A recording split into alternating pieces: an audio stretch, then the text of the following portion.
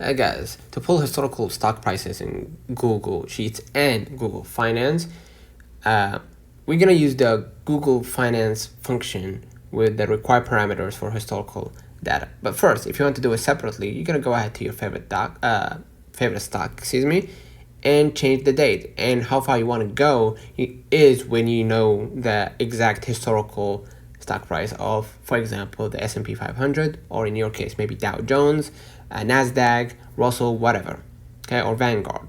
So just go ahead and change the date, and you're gonna know exactly the historical price of the S&P 500 with a little study.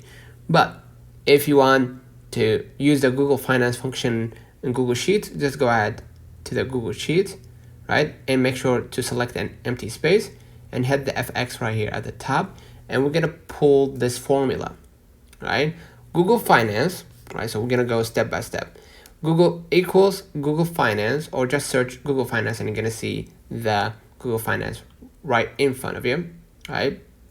And we're gonna enter something called the ticker, the stock symbol, enclosed in quotes. For example, NASDAQ, right? Apple. And select the attribute, open, close, high, low, or volume. Okay, you can use all to retrieve all of them. This must be in quotes.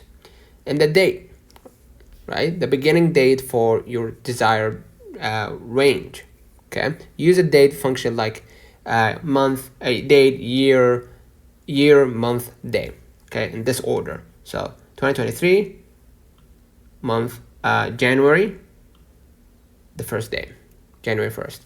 So, and the end date right here, 2023 month, day, and select the interval, which is optional.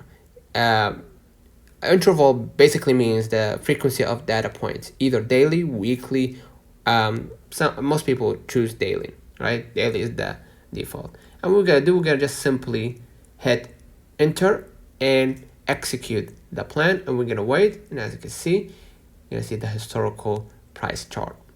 So let me know in the comments if this video helped you. Don't forget to like and subscribe. See you in the next one.